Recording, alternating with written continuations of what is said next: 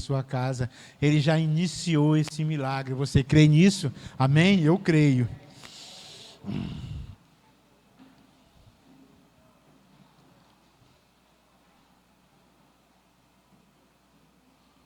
Glória a Deus. Eu quero ministrar uma mensagem para vocês agora. Eu queria falar de 2 homens da Bíblia, e desses 2 homens, eu queria tirar deles algumas lições para nós, e nós vamos aprender junto, para nós aplicar na nossa vida. Amém, igreja? Nós vamos aprender junto, e aí junto nós vamos aplicar na nossa vida, em nome de Jesus. Eu queria que você abrisse a sua Bíblia no livro de Atos, capítulo 27, já para me acompanhar. Nós vamos ler 2 passagens, uma de Atos e uma de Jonas. Inclusive eu vou falar de Paulo e vou falar um pouquinho de Jonas também. E aí desses 2 homens nós vamos tirar algumas lições para nós aplicar na nossa vida, para que nós possamos prosperar, para que nós possamos florescer, em nome de Jesus.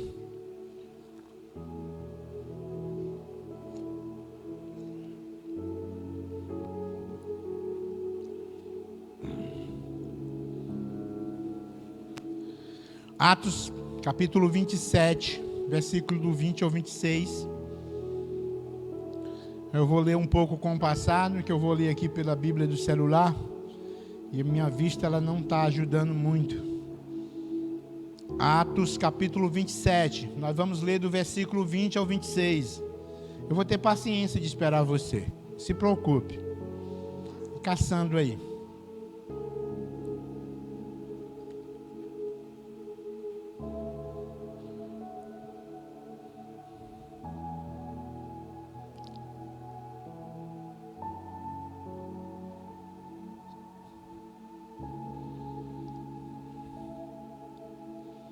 Os irmãos que estão em casa aí já vão caçando também. Vamos acompanhar você que está em casa nos assistindo aí pelo Facebook ou pelo YouTube, né? Acompanha junto com a gente aí para você poder ter uma noção melhor do que Deus quer falar com você. Atos capítulo 27, do versículo 20 ao 26. Vamos lá.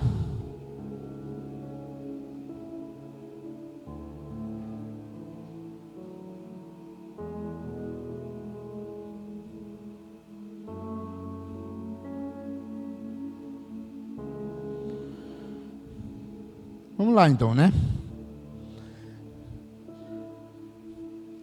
Versículo 20 diz assim: não aparecendo nem sol, nem estrela, por muitos dias, e continuando a abater-se sobre nós grande tempestade, finalmente perdemos toda a esperança de salvamento. Versículo 21.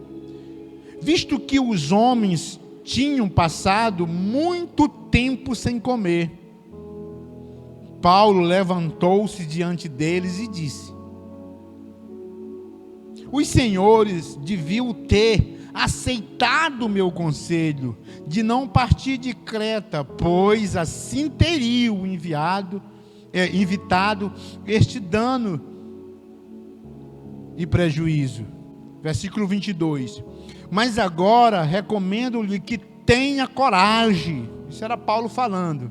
Pois nenhum de vocês perderá a vida, apenas o navio será destruído. Pois ontem à noite apareceu-me um anjo de Deus, a quem pertenço e a quem adoro, dizendo-me: Paulo, não tenha medo, é preciso que você compareça perante César. Deus, por sua graça, deu-lhe as vidas de todos os que estão navegando com você. Versículo 25 diz assim: assim, tenha ânimo, Paulo dizendo para eles: senhores, creio em Deus, que acontecerá de modo como me foi dito. Versículo 26 e último diz: devemos ser arrastados para alguma ilha. Eu quero falar um pouco da introdução de Paulo aqui, da história desse contexto, falar um pouco do contexto dessa passagem na vida de Paulo, para que vocês entendam, e depois vamos falar um pouquinho de Jonas, mas agora é uma introdução sobre Paulo. Qual era essa passagem agora que Paulo estava vivendo na sua vida? Paulo estava preso.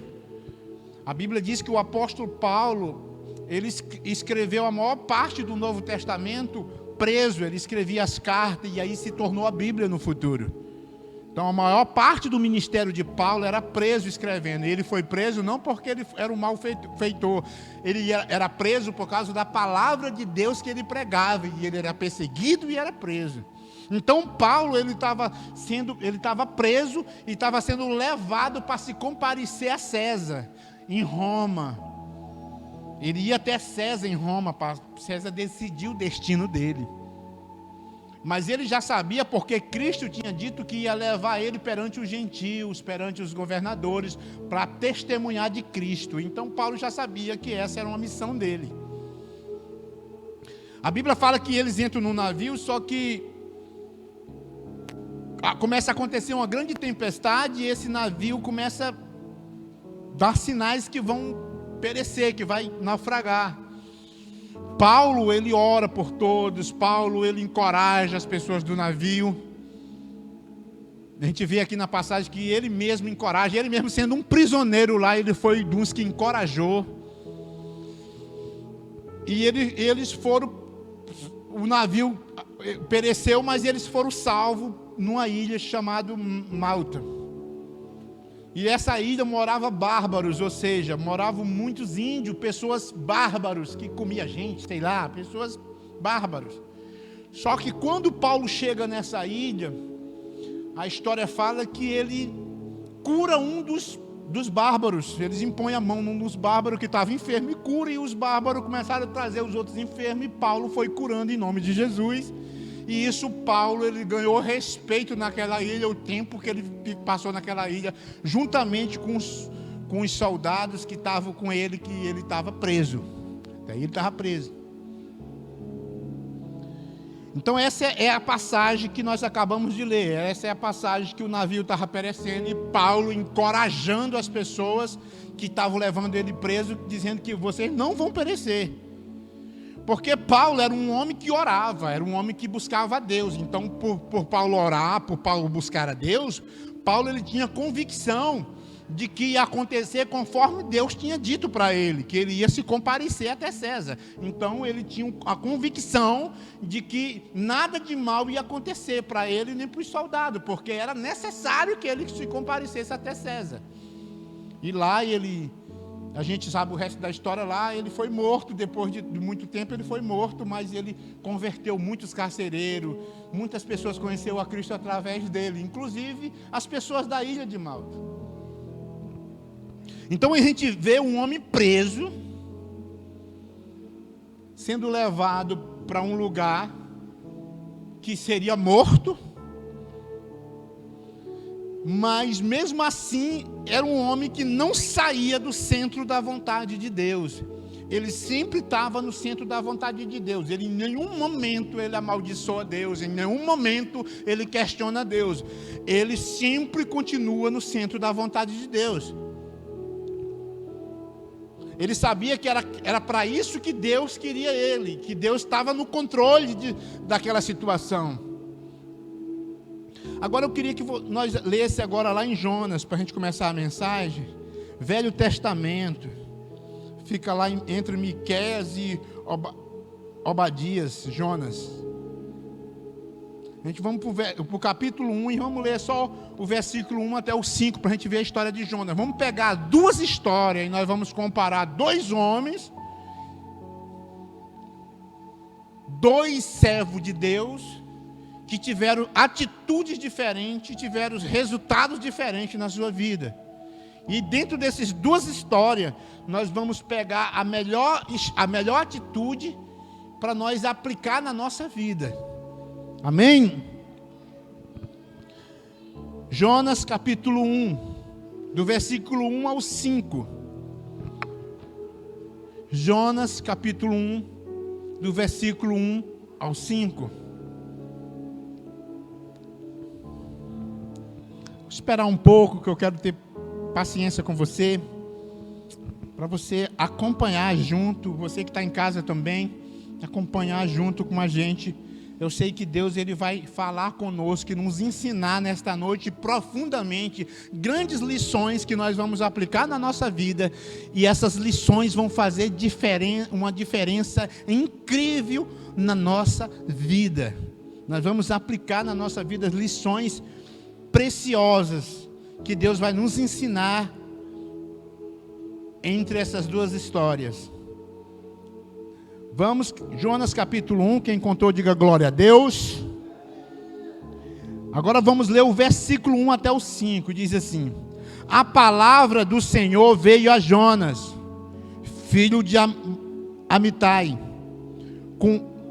com esta ordem: vá depressa à grande cidade de Nínive, e pregue contra ela, porque a sua maldade subiu até a minha presença. Isso era Deus falando para Jonas. Versículo 3 diz assim: mas Jonas fugiu da presença do Senhor, dirigiu-se para Tarsis, desceu à cidade de Jope, aonde encontrou um navio que se destinava àquele porto. Depois de pagar a passagem, embarcou para Tarsis para fugir do Senhor. Versículo 4: o Senhor, porém, fez soprar um forte vento sobre o mar, e caiu uma tempestade tão violenta que o barco ameaçava arrebatar-se. Versículo 5 e último: todos os marinheiros ficaram com medo, e cada um clamava ao seu próprio Deus. E atiraram as cargas ao mar para tornar mais leve o navio. Enquanto isso, Jonas, que tinha descido para o porão, olha onde Jonas estava, e se deitando, dormia profundamente. Se deitando, ele dormia profundamente. Quer dizer, o navio estava se despedaçando. Ele sabia que o causador daquilo era ele, e ele não queria pensar em nada, ele queria só dormir. Ele não queria refletir em nada. Então, não sei se você já viu o tipo de pessoas assim. Elas são pessoas que a gente quer ensinar, a gente está querendo ensinar um caminho correto para ele, quer dar um conselho que vai trazer para ele uma estabilidade na sua vida, no seu futuro, quer dar um conselho, mas são pessoas que estão fazendo o que é errado, mas não quer nem saber, não quer nem pensar sobre aquilo, diz: eu não quero nem pensar sobre isso. Eu não quero, olha, não vem com essa conversa de novo para mim, não quero nem falar mais sobre isso. Então essa era a situação de Jonas. Jonas, ele fugia da presença do Senhor, ele fugia do centro da vontade de Deus para fazer a sua própria vontade. Ele não queria fazer a vontade de Deus. Jonas, ele estava num caminho da desobediência. Então, por que Paulo e Jonas, eu peguei essas duas histórias? Porque, primeiro, são dois homens servos de Deus, são dois homens com atitudes diferentes. Jonas provoca a tempestade. É engraçado, né? Jonas, ele provoca a tempestade. Paulo acalma os outros na tempestade. Então a gente vê a atitude diferente. Jonas, pela sua rebeldia, provoca uma tempestade. Paulo, na mesma situação, em uma outra época, também dentro de um navio, ao invés de provocar a tempestade com a sua desobediência, ao contrário, a tempestade veio, ele acalmou todo mundo na tempestade e encorajou. São duas atitudes diferentes. Agora presta atenção, uma coisa que eu quero dizer para vocês aqui. Isso é muito importante eu falar isso. Quando você traz para a sua vida uma pessoa desobediente, e que você pega essa pessoa e começa a se envolver com essa pessoa, você começa a ter muita comunhão com essa pessoa, se envolver com essa pessoa atrai tempestade para a vida dela e para a sua vida. Quando você começa a se envolver com alguém desobediente, você atrai tempestade para a sua própria vida. A Bíblia fala que a tempestade veio para a vida de Jonas, mas atingia todos que estavam no navio. Então hoje nós podemos dizer que esse navio pode ser a nossa vida. E quando nós pegamos pessoa desobediente, nós trazemos para ter comunhão na nossa vida, para fazer parte da comunhão, do nosso ciclo de amizade, aquele tipo de pessoa, mas cedo ou mais tarde, ele vai trazer tempestade para a sua própria vida e vai atingir também a sua vida. Isso é uma lição muito poderosa que nós temos que tirar aqui de Jonas. Eu abri esse parênteses. Há uma diferença entre atravessar uma tempestade com Deus, ou seja, atravessar uma tempestade dentro da vontade de Deus, e atravessar uma tempestade dentro da vontade do homem. Jonas estava atravessando uma tempestade dentro da vontade do homem, era a vontade dele, a desobediência dele provocou aquilo. Paulo não, estava atravessando uma tempestade dentro da vontade de Deus. O mais interessante é que a tempestade dentro da vontade do homem destrói o homem. A tempestade dentro da vontade de Deus glorifica a Deus e salva o homem.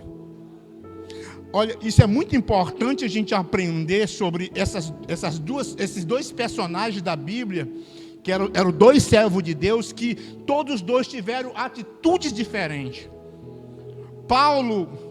Jonas, ele usou a sua liberdade. Jonas estava livre. Ele usou a sua liberdade para fugir de Deus. Paulo, mesmo preso, ele usou isso para fazer a vontade de Deus. Mesmo preso, Paulo continuava fazendo a vontade de Deus. Hoje eu e você somos livres. Nós somos livres para fazer o que nós bem entendermos. Agora a diferença é o que é que nós vamos fazer com essa nossa liberdade. Nós vamos usar essa liberdade para fugir da vontade de Deus para a nossa vida, ou nós vamos usar essa liberdade para permanecer no centro da vontade de Deus e cumprir com a agenda de Deus na nossa vida. Paulo, ele usou até mesmo a sua própria cadeia para manter-se no centro da vontade de Deus e cumprir com a agenda de Deus na sua vida. Jonas, mesmo sendo livre, ele fugia daquilo que Deus tem para a sua vida. Querido e queridas, eu queria que você refletisse na sua vida. Qual esses dois personagens que você se encaixa? Você é aquela pessoa que usa a sua liberdade para se enquadrar na agenda de Deus, ou você usa a sua liberdade para fugir daquilo que Deus tem para a sua vida?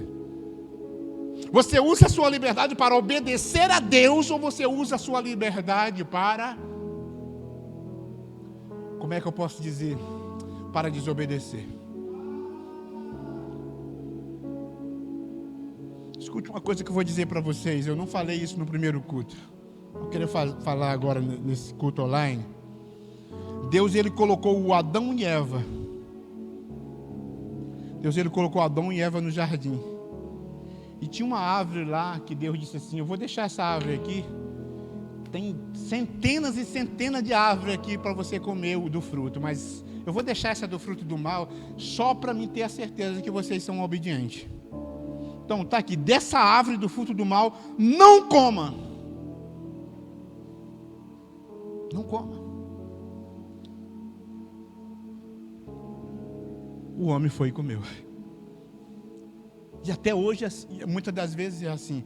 A gente tira, olha, esse fruto aqui, às vezes até algo pecaminoso, essa fruta aqui, não toque nessa fruta aqui agora.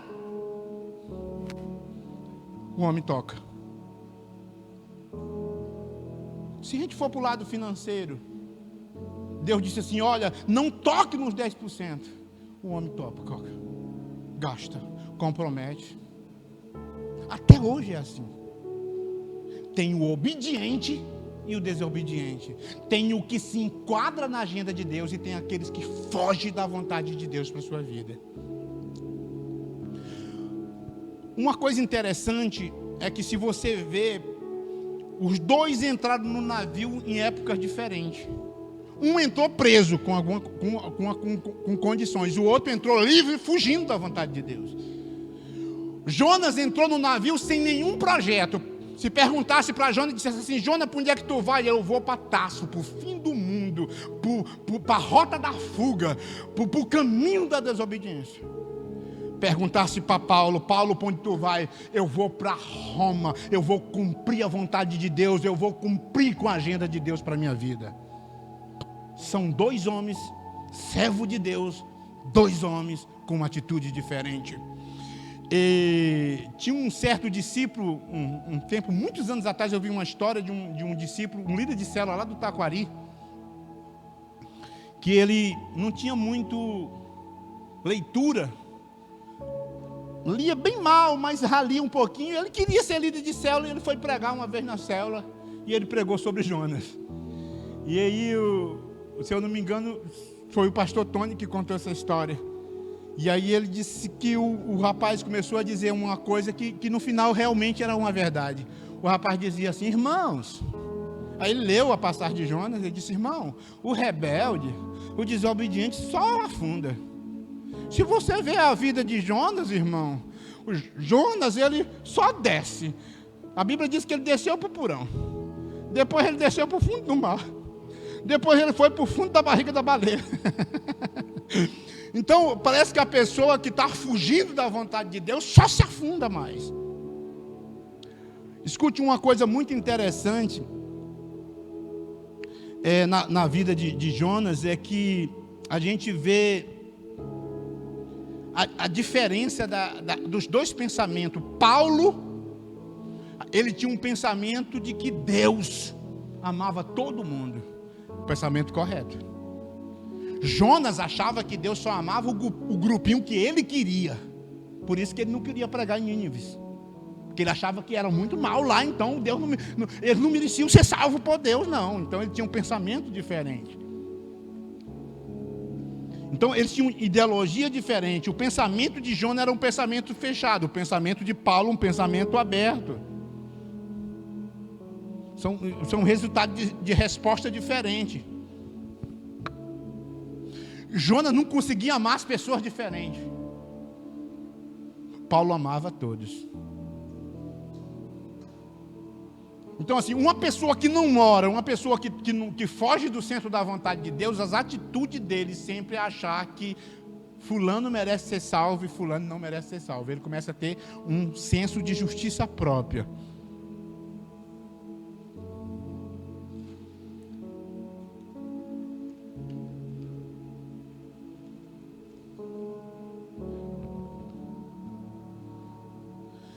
Jonas, ele entra no barco para se isolar. Então, uma pessoa que não busca a Deus, uma pessoa que não ora, uma pessoa que está fugindo da vontade de Deus, ele não gosta de orar, ele gosta de se isolar. Se você observar, são pessoas que se isolam, ele não quer ter comunhão com ninguém, ela não quer ter comunhão com ninguém, se isola de tudo e de todos. A Bíblia diz que Jonas se isolou para o fundo do porão do barco e foi dormir. Quando ele entra no barco, outra coisa de Jonas, se você observar na história de Jonas, ele não orou para fugir de Deus, ele não orou para comprar para comprar a passagem, ele não orou para entrar no navio, e nem orou quando estava no navio, e nem orou na hora da tempestade. O homem estava morto espiritual. Porque uma pessoa que foge da vontade de Deus, normalmente é uma pessoa que está longe de ser um homem ou uma mulher de oração. A Bíblia diz que Paulo, quando entra no navio, tem atitude diferente. Paulo entra no navio, a Bíblia diz que quando ele entra no navio, ele ora por todos. Jonas entra no navio e se isola. Paulo não. A Bíblia diz que Paulo, ele se entrega, assim, fica integrado com as pessoas, ele começa a se envolver com as pessoas, ele começa a aconselhar as pessoas. Paulo começa a ganhar o seu direito de ser ouvido. As pessoas começaram a olhar, e ele preso, e ele era um homem preso, mas ele ganhou o respeito das pessoas no navio por ser um homem de Deus. Ele influenciou as pessoas no navio. Ele se integrou, ele se envolveu com as pessoas, ele falou de Cristo com as pessoas. Jonas não. Jonas preferiu ficar longe de tudo e de todos. Então assim, são duas atitudes que no final nós vamos ver qual é a atitude correta que nós devemos seguir. Outra coisa que Paulo faz. Jonas, ele na hora da tempestade dorme. Paulo não. Paulo primeiro foi realista. Paulo disse: eu não falei para vocês não sair de Creta? Eu não falei para vocês que se nós saíssemos ia dar problema? Mas tudo bem, já está feito agora, tenha coragem. Aí Paulo encoraja todos os marinheiros do navio. Os marinheiros do navio começaram a ouvir Paulo, um preso, dando conselho para aqueles que estavam, os soldados que estavam naquele navio, os marinheiros que estavam no navio, porque Paulo, ele ganhou o respeito. Paulo liderou aquele navio com a sua atitude, com a sua influência, com a sua bondade, com a sua atitude de integração. Eu quero dizer uma coisa para vocês, olha, você tem capacidade como cristão sabe, irmãos, eu vou usar essa palavra, a Bíblia diz que nós somos o sal da terra. Eu e você, nós temos capacidade de salgar aonde nós estiver. Você tem capacidade de salgar lá no trabalho onde você está. Porque se você tiver as marcas de Paulo, lá com as pessoas que você se envolve no seu trabalho, você vai ter a capacidade de salgar aquele trabalho, salgar aquelas pessoas. A Bíblia diz que Paulo entra no navio e salga todo o navio. A Bíblia diz que nós somos o sal da terra e a luz do mundo. Paulo se comportou como o sal da terra. Jonas se isola, Paulo não. Jonas quer morrer. Sabe uma coisa muito importante que eu queria dizer para você? Eu vou fugir até aqui do esboço, que eu quero que Deus fale com você. Jonas, ele quis morrer. Paulo, ele quis viver. Irmãos, escute, tem pessoas que preferem morrer do que ter que mudar. Tem pessoas que preferem morrer do que ter que obedecer. Tem pessoas que preferem morrer do que deixar de ser rebelde com Deus, com a palavra de Deus. Eu não sei se vocês já viram, eu já vi pessoas dizendo: eu morro, mas não falo com ela. Eu morro, mas não perdoo. A Bíblia diz assim: se nós não perdoar aqueles que nos ofendem, tampouco o Pai que está no céu nos perdoará. É sério, hein? Nós queremos o perdão de Deus e não queremos perdoar. Então assim, Jonas estava nessa situação. Ele estava numa situação que ele preferia morrer do que obedecer a Deus. Jonas desejou morrer. A mão de Deus foi tão pesada sobre a vida de Jonas, que Deus não permitiu que Jonas morresse. Você vai cumprir a minha vontade. A baleia engoliu ele e vomitou ele lá na praia. Você vai para Nínive. Aí ele foi dormir. Rapaz, normalmente, uma pessoa que não ora, uma pessoa que está fugindo da vontade de Deus, além de ir atrair tempestade para a vida dele, para as pessoas que estão em sua volta, ele também se torna uma pessoa morta espiritual. Jonas só queria dormir. A Bíblia diz que aí depois ele foi para debaixo de uma árvore. Aí na sombra da árvore estava dormindo. Aí Deus pegou e secou a árvore. Tirou a sombra dele. Aí sabe o que ele fez, meu irmão? Parece as queixas de hoje em dia. Ai, Deus, o Senhor é tão mau, matou a bichinha. Não precisava matar a árvore, ela não tinha culpa. Ele se compadeceu por uma árvore, mas não estava se compadecendo por 120 mil moradores da cidade de Nínive. Inversão de valores. Se compadecendo por uma árvore mais do que um ser humano. Isso é muito forte. Paulo, ele disse assim: olha, pessoal, tenha coragem, porque o navio vai se quebrar, o navio vai perecer, mas as nossas vidas vão ser salvas. Tem gente que sabe, irmão, valoriza mais as coisas materiais do que a própria vida. Tem pessoas que valorizam mais o seu carro do que a sua família. Tem pessoa que valoriza mais os seus bens materiais do que a sua família, do que pessoas. Tem pessoas que valorizam mais a sua carreira profissional do que tirar tempo com seus filhos, com a sua esposa. Perguntaram uma vez para Billy Graham, disse: Billy Graham, antes de Billy Graham morrer, quem era Billy Graham? Se tornou o príncipe dos pregadores, o homem que mais ganhou alma para Jesus no século 21, ou no século 20. Perguntaram para Billy Graham: o que você faria diferente se você tivesse que fazer tudo de novo que você fez?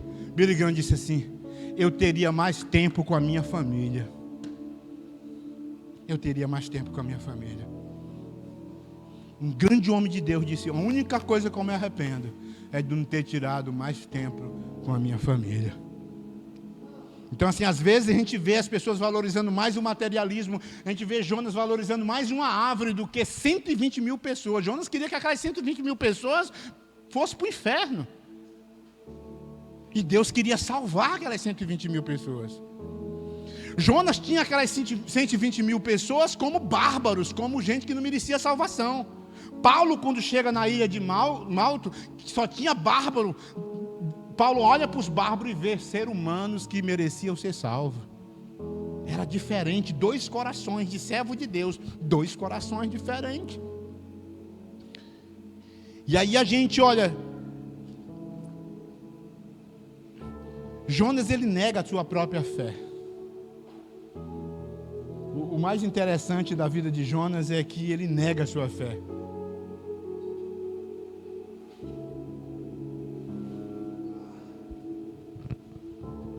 Quando você diz temer a Deus, mas não obedece, você negou a sua fé.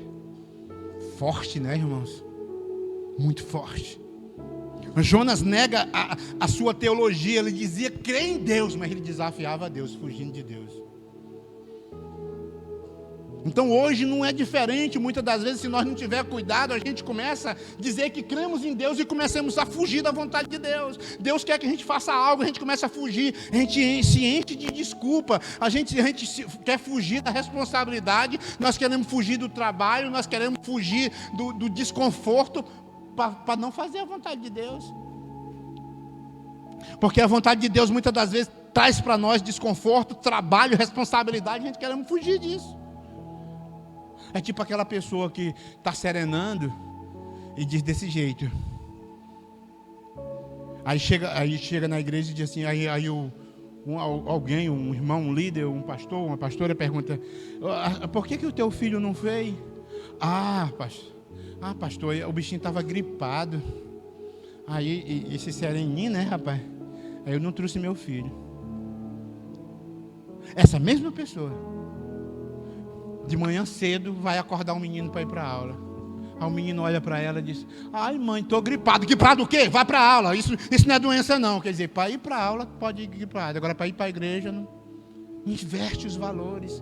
Tudo para as coisas de Deus a gente dá uma desculpa. Quando é para fazer aquilo que é do nosso interesse, a gente acaba fazendo da maneira correta.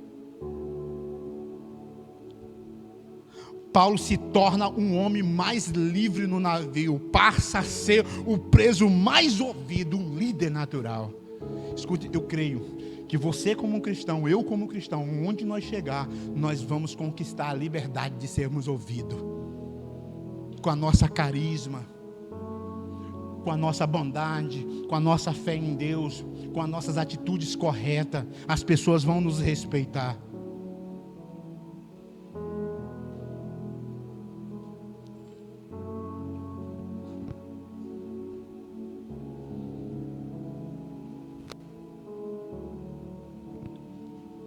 Jonas não queria orar por Nínive, ele não queria profetizar em Nínive. Paulo não. Paulo chegou na ilha de Malto e orou por todos os bárbaros, profetizou, intercedeu por todos eles, curou os enfermos. Era atitude diferente. Jonas dá mais importância para uma árvore, né, que nem eu acabei de dizer, do que para 120 mil pessoas. Paulo não pensa em seu conforto, dedica-se as pessoas ao seu redor, ele se dedica às pessoas ao seu redor. Jonas considera o povo de Nínive uns bárbaros, Paulo considera os bárbaros seres humanos. Jonas ora pela destruição da cidade. Paulo passa 3 meses orando pelos doentes na ilha. Vocês estão me compreendendo? São pessoas com atitude diferente. Paulo tinha bom senso. Paulo não dizia assim: mas o vento se acalma. Vento se acalma. Está repreendido o vento. Paulo olhava e via que aquilo era uma ação da natureza. Paulo tinha convicção que ele ia chegar no seu destino, porque Paulo orava, Paulo tinha fé. Paulo não mandou amarrar o vento. Sabe, irmãos, a fé hoje, se nós não tiver cuidado, se torna sinônimo de estupidez. Paulo era um cara muito realista. Eu vejo hoje pessoas jogando os medicamentos que o médico passou no mato em nome da fé. Escute uma coisa que eu vou dizer para você: se Deus realmente não falou no seu coração, cuidado com essas atitudes. Deus, ele levantou os médicos justamente, foi para trazer cura para nós, foi para nos ajudar. Paulo era um homem muito realista. Ele era muito positivo nas suas atitudes.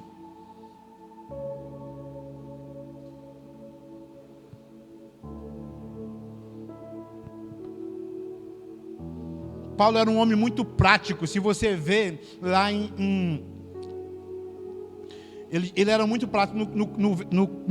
No versículo 30 ao 32, a gente vê isso. Ele respeitando o diagnóstico técnico dos marinheiros. Tem pessoas hoje que não respeitam o diagnóstico técnico de uma pessoa que entende uma área uma mecânica ou entende de carpintaria, porque a pessoa não é cristã. As pessoas às vezes dispensam. Paulo não, ele respeitava isso. E a gente vê Paulo, ele um homem assim muito influenciador. São marcas, sabe, irmãos, que nós devemos ter na nossa vida, de nós influenciar pessoas, de nós ter atitudes corretas. Escute algo que eu quero dizer para você há pouco tempo agora. Escute, a tempestade na vida de uma pessoa que está longe da vontade de Deus é desastrosa. A tempestade na vida de um homem que está no centro da vontade de Deus é muito passageira, e em seguida vem uma abundância e muitas bênçãos. A tempestade levou Paulo para a ilha de Malta. Ele passou esses tempos, praticamente 3 meses na ilha de Malta. Foi bem atendido, foi respeitado pelos bárbaros. A cobra mordeu ele, mas não causou dano nenhum na vida dele. O cara era abençoado por Deus. Quando chegou em Roma, ele ganhou os carcereiros para Jesus. Ele formou uma igreja em Roma. Ele pregou, ganhou gente para Jesus, mesmo preso. Ele não saía do centro da vontade de Deus. Às vezes nós usamos a nossa liberdade para nós não fazer a vontade de Deus. Eu lembro que há pouco tempo agora eu fui assaltado, tive um prejuízo muito grande financeiro. Foi uma tempestade que veio sobre a minha vida. Você pensa que não veio pensamento na minha cabeça? Vai embora. Vai embora para Brasília, vai cuidar da tua família. Vem os pensamentos do diabo. O diabo vem com as suas sugestões. Só que eu escolho a permanecer na vontade de Deus. Eu escolho cumprir com a agenda de Deus para a minha vida. Eu escolho isso. Eu vou dizer, se eu pudesse contar para vocês, porque tem coisas que a gente não pode mais nem falar muito, mas se eu pudesse contar para vocês o que Deus tem feito na minha vida, desde o dia que eu fui assaltado para cá, são coisas inacreditáveis. Coisas que Deus tem feito na minha vida. A restituição de Deus na minha vida tem sido sobrenatural, o dobro de tudo que o diabo levou. Tem sido tudo natural, e Deus continua com um projeto na minha vida. Porque a tempestade na vida de alguém que permanece no centro da vontade de Deus é passageira. Ela vem para a glória dele. Agora, a tempestade de alguém que está fugindo da vontade de Deus, essa tempestade, ela causa dano e causa destroço. Às vezes a pessoa diz, não, mas eu estou aqui longe da vontade de Deus, eu não estou nem aí, não está dando tudo certo na minha vida, né? Escute uma coisa que eu vou dizer para vocês. Uma das coisas que eu entendi hoje de Deus é que Deus, Ele deixa o tempo passar. Os anos se passam. Parece que está tudo bem. Aí os anos se passam. Passa 1 ano, passa 2 anos, passa 3 anos, passa 4 anos, passa 5 anos, passa 6 anos, aí vem a colheita. A fatura chega da nossa desobediência. Parece que agora está tudo dando certo. Só que a fatura chega. Me lembrei de um amigo meu, que eu não vou citar o nome, por causa que nós estamos online, e até falta de ética. Ele entrou num lance de rebeldia com seu líder maior na igreja onde ele pertencia.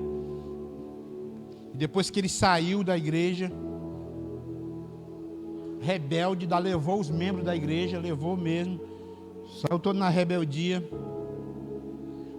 Passou-se 1 ano, passou-se 2 anos, ele se tornou famoso aqui em Rio Branco, famosíssimo, famoso. Passou-se 3 anos, passou-se 4 anos, a igreja dele grande, passou-se 5 anos, parecia que estava tudo bem. 7 anos foi a queda dele. A fatura chegou. E nunca mais se levantou. Nunca mais. Isso já tem, depois da queda dele, se já está com uns... A queda dele foi antes de eu começar a igreja aqui.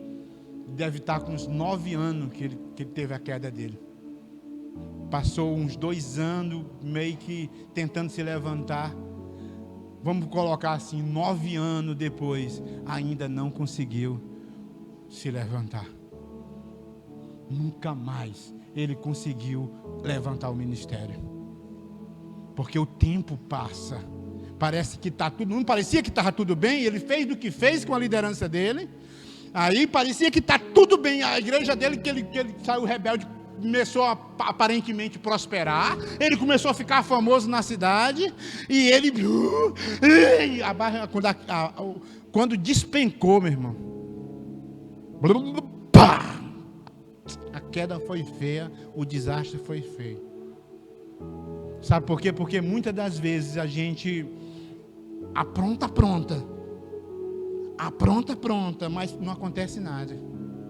Ah, tá tudo bem, tá tudo dando certo na minha vida. É como se Deus estivesse aprovando aquilo que você está fazendo. Só que os anos se passam, a fatura chega. Longe de mim de fazer coisas erradas. Eu passei, depois que eu voltei, quando eu aceitei Jesus, eu passei 2 anos colhendo coisa ruim na minha vida financeira. Depois desses 2 anos, eu vou explicar uma coisa para vocês. Até hoje tem algumas colheitas que eu ainda estou colhendo do tempo que eu não era crente. Estou com mais de 16 anos que sou crente. Nunca me desviei. Ainda tenho algumas colheitas que colho.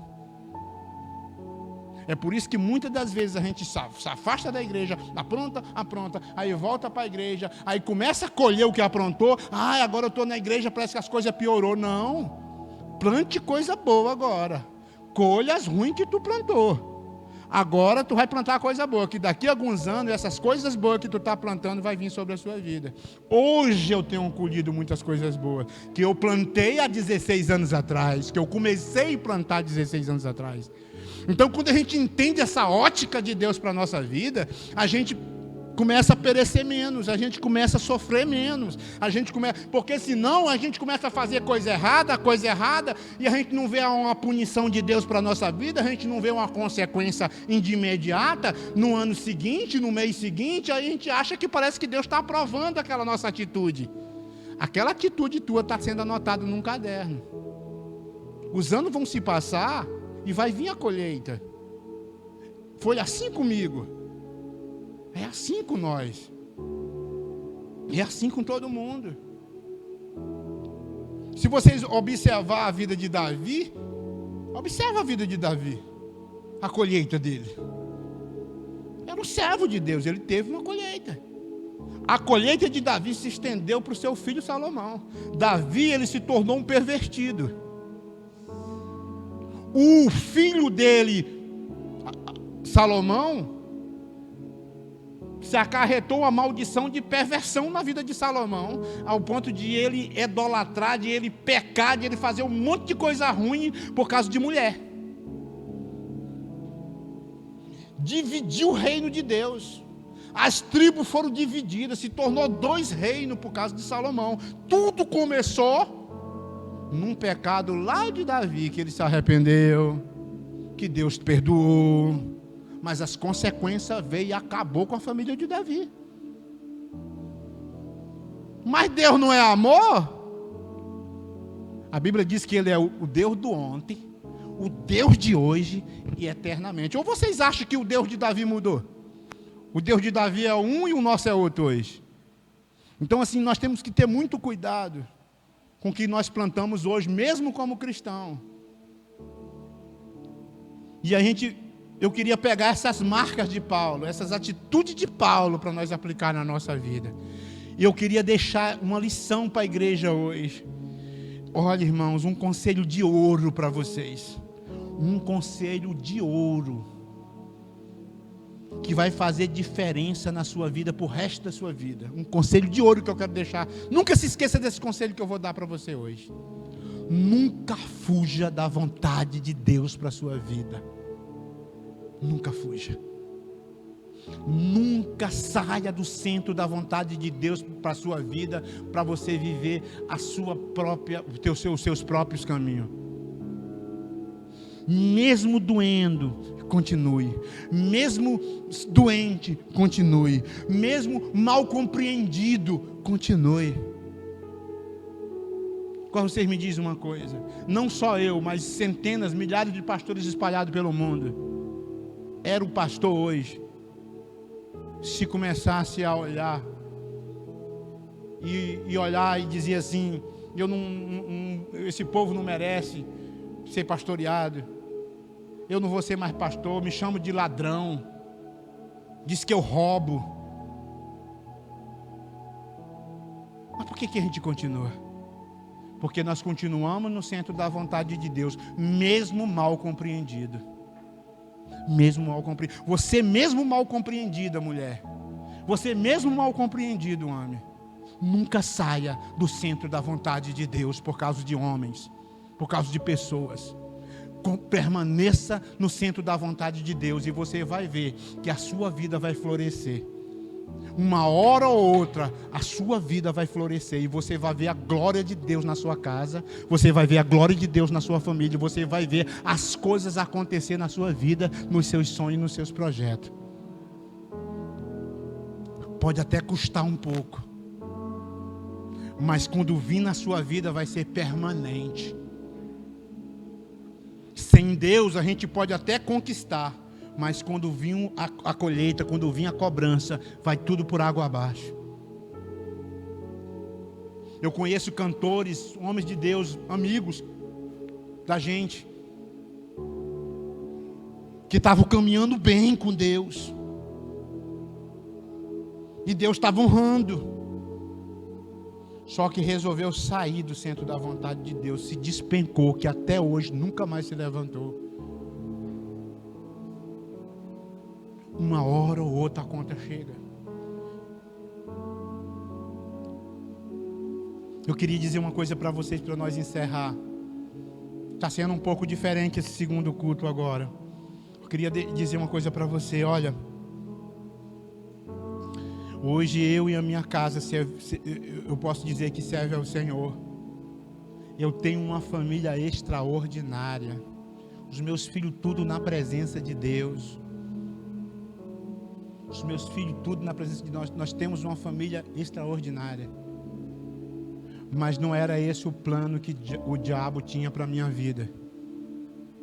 Se eu tivesse saído do centro da vontade de Deus, as consequências tinham vindo sobre a minha família. E não seria como ela é hoje. É resultado de escolhas que eu fiz há 10 anos, há 15 anos atrás, de permanecer fiel a Deus até hoje. Hoje eu perco as minhas coisas em 2 horas. Deus me restitui tudo em dobro, em poucos tempos.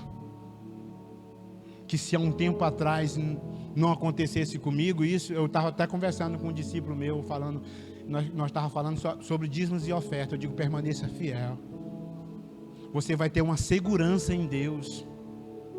Como assim? Você pode até dizer assim, mas pastor, o senhor é fiel, o senhor é um homem de Deus, o senhor prega a palavra de Deus, entraram na sua casa, levaram tudo, mas Deus já está terminando de me restituir tudo em dobro, porque eu sou fiel a Deus, eu tenho uma segurança em Deus, e quem não tem uma segurança, perde, está perdido. Eu estava até comentando isso com um discípulo meu, ensinando isso para ele. Eu digo, nunca pense, nunca acuse Deus, nunca pense que Deus permitiu aquilo acontecer na minha vida e vai deixar eu à míngua. Pelo contrário, Deus é fiel com aqueles que são fiel com Ele. Deus é fiel, irmãos. Vocês não imaginam o que é que Deus tem feito na minha vida esses últimos dias. Deus é fiel, mais do que vocês imaginam. Só o que Ele pede de mim e de você: permaneça no centro da vontade dEle. E você vai ver as coisas acontecer. Permaneça, persevere, nunca desista. Persevere. Você vai ver a sua família toda na presença de Deus. Persevere, continue crendo. A palavra de Deus não mente. Ela diz que se nós crer, será salvo nós e nossa casa. Continue crendo, continue perseverando, e você vai ver a glória de Deus na sua família, você vai ver a glória de Deus nas suas finanças, você vai ver a glória de Deus na sua saúde, você vai ver a glória de Deus, porque o nosso Deus é fiel. Eu digo isso com convicção, o nosso Deus é fiel, Ele não é infiel. E aqueles que são fiel com Ele, a Bíblia diz que aqueles que me honrar, eu honrarei. O próprio Deus falando, Ele diz, aqueles que me honrar, eu honrarei. Mas Ele diz lá embaixo, aqueles que me desonrar, eu desprezarei. Permaneça fiel e você vai ver a glória de Deus na sua vida, na sua casa, na sua família. Permaneça plantando coisas boas agora, que você vai ver, lá na frente vai vir uma grande colheita, e um dia você vai dizer assim, muita gente está olhando para mim aqui, olha, fulano, a Yolanda é uma mulher abençoada, mas não sabe o tanto de ano que ela plantou. Não sabe o tanto de ano que se permaneceu fiel. Quando Deus quer, Ele faz assim, ó, da noite para o dia. Eu creio nesse Deus poderoso. Eu creio nele. Vamos se colocar de pé em nome de Jesus. Vamos continuar crendo nesse Deus poderoso. E se tem alguém aqui nesta noite que estava com o pensamento de desistir da sua família, de desistir dos seus sonhos, de desistir dos seus projetos, que estava pensando em largar tudo, porque as coisas não estavam acontecendo como você queria que acontecesse, queria dizer uma coisa para vocês: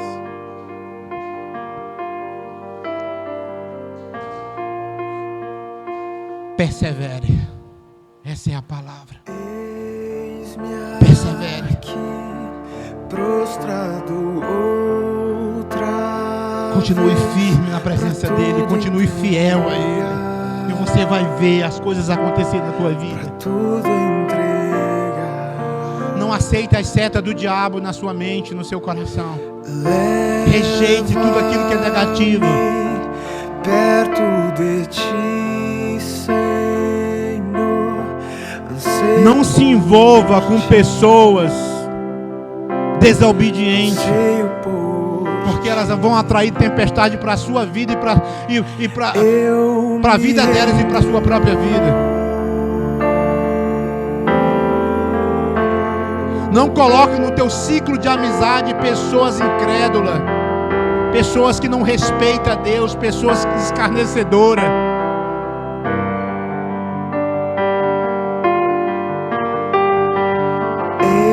Pessoas que falam mal da sua liderança, pessoas que falam mal dos seus patrões.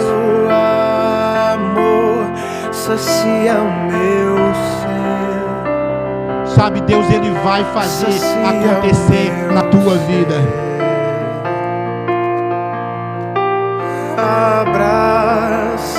Essa é a minha fé, esse é os princípios que a Bíblia nos ensina.